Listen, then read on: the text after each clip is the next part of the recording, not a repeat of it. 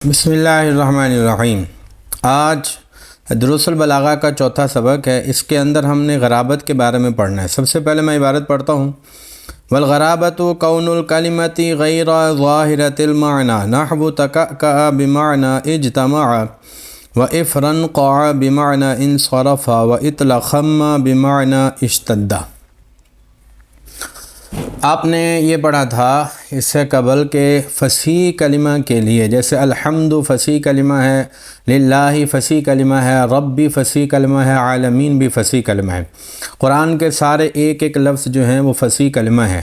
تو ان کے لیے ضروری ہے کہ اس کے اندر تین چیزیں ہوں۔ نمبر ایک کہ وہ زبان پر لانا آسان ہو۔ قرآن کے تمام الفاظ کو زبان پر لانا انتہائی آسان ہے۔ نمبر دو یہ ہے کہ ان کے وہ صرفی قاعدے کے بالکل مطابق ہوں، کوئی بھی لفظ صرفی قاعدے کے خلاف نہ ہو، جیسے قرآن کے اور حدیث کے تمام الفاظ صرفی قاعدے کے بالکل مطابق ہیں۔ اور نمبر تیسری چیز یہ تھی کہ فصیح کلمہ جو ہے اس کا معنی بھی ظاہر اور واضح ہونا چاہیے۔ ایسا نہ ہو کہ اس کا معنی ظاہر ہی نہ ہو، بالکل غیر واضح ہو۔ اگر کسی عربی کے سامنے عربی کا کوئی لفظ پڑھا جائے اور اس کو وہ معنی اس کا معلوم ہی نہ ہو تو اس کو غرابت کہتے ہیں۔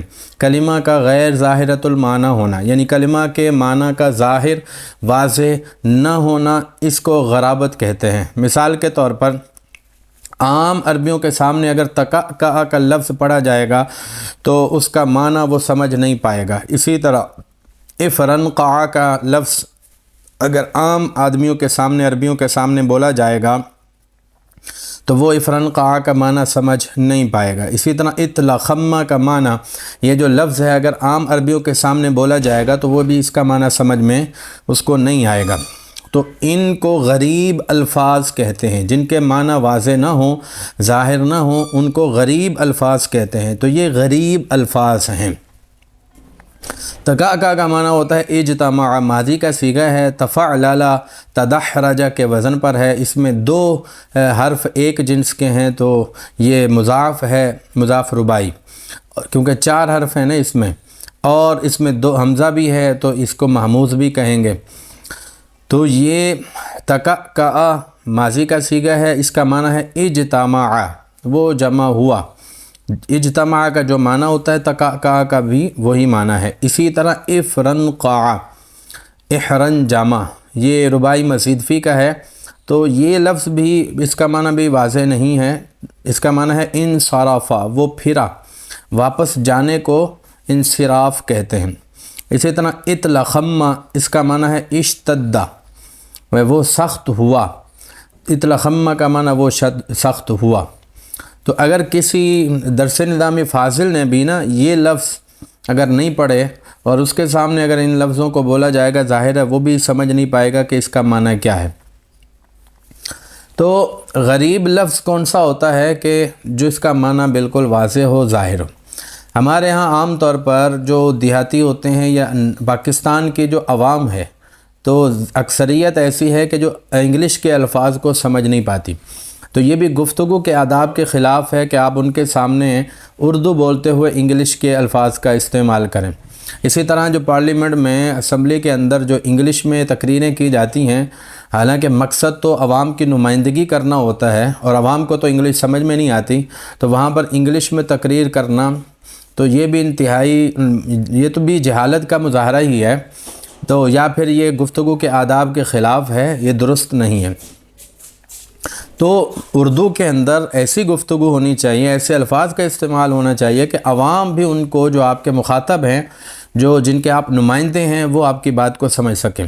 اسی طرح اگر آپ عربی کے الفاظ استعمال کریں تقریر کے اندر جن سے عوام واقف ہی نہ ہو تو یہ بھی گفتگو کے اور خطاب کے اور بیان کے آداب کے سراسر خلاف ہے۔ ایسے الفاظ کا استعمال کریں جن کے معنی آپ کے جو مخاطب ہیں وہ بخوبی جانتے ہوں، ان کے لیے بالکل واضح ہوں۔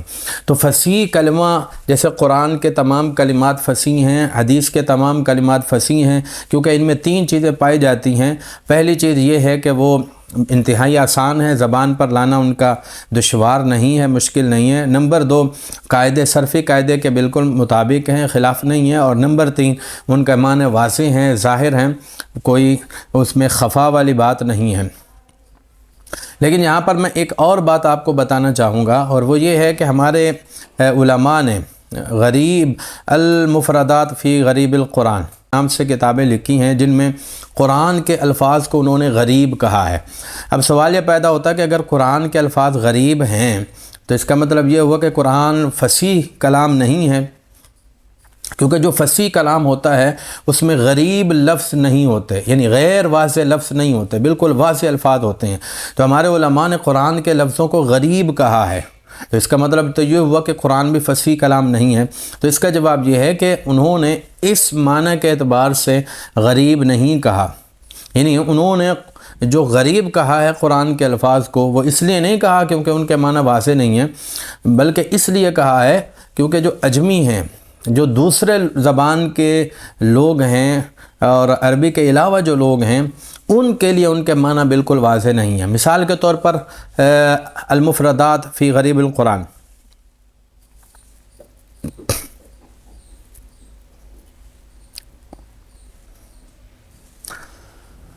یہ علامہ راغب اصفہانی کی کتاب ہے۔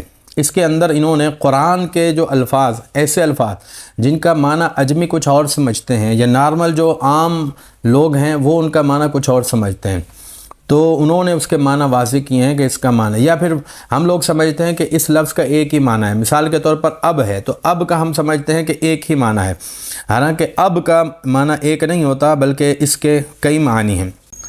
اب کا بنیادی طور پر معنی یہ ہوتا ہے کہ جو کسی بھی چیز کے ایجاد میں سبب بنتا ہے اس کو اب کہتے ہیں، یا کسی چیز کی صلاحیت میں قابل ہونے میں یا اس کے ظاہر ہونے میں جو چیز سبب بنتی ہے اس کو اب بولتے ہیں۔ اسی لیے نبی صلی اللہ علیہ وسلم بھی ابو المؤمنین ہیں، کیونکہ آپ صلی اللہ علیہ وسلم نے ہی کی وجہ سے ہی اس امت میں قابلیت پیدا ہوئی، صلاحیت پیدا ہوئی، اور یہ کہ مومنوں کی تخلیق کا سبب بھی آپ صلی اللہ علیہ وسلم کی ذات تھی۔ اس لیے آپ بھی صرف اب ابو المؤمنین نہیں ہیں بلکہ ابو الخلق ہیں، یعنی خلق کے بھی اب ہیں، کیونکہ تمام مخلوق کے ایجاد کا سبب رسول اللہ صلی اللہ علیہ وسلم کی ذات تھی۔ تو اب نے دیکھا کہ لفظ ایک ہے اب ہم اس کا معنی جو سمجھتے ہیں وہ کچھ اور سمجھتے ہیں، لیکن اس کا جو حقیقی معنی ہے یا اس کے مزید بھی معنی ہیں وہ ہماری نظروں سے اوجھل ہیں، تو ہمارے لیے وہ غریب لفظ ہو گئے۔ حقیقت میں وہ غریب لفظ نہیں ہیں، حقیقت میں تو وہ واضح لفظ ہی ہیں، لیکن ہم ان سے واقف نہیں ہیں، ان کے دوسرے معنی سے واقف نہیں ہیں، اس لیے علماء نے ایسے الفاظ کو غریب کہا ہے۔ حدیث کا معاملہ بھی ایسا ہی ہے، حدیث میں بھی بہت سی کتابیں علماء نے لکھی ہیں۔ علامہ ابن جوزی نے غریب الحدیث نام کی کتاب لکھی ہے، اسی طرح ابن قتیبہ نے بھی غریب الحدیث نام سے کتاب لکھی ہے، خطابی نے بھی غریب الحدیث نام سے کتاب لکھی ہے، جس میں حدیث کے وہ الفاظ کے بارے میں بتایا گیا ہے کہ جن الفاظ کے معنی واضح نہیں ہیں۔ اس کی میں ایک مثال آپ کو دوں گا۔ آپ صلی اللہ علیہ وسلم کی حدیث ہے اجیف الابوابہ۔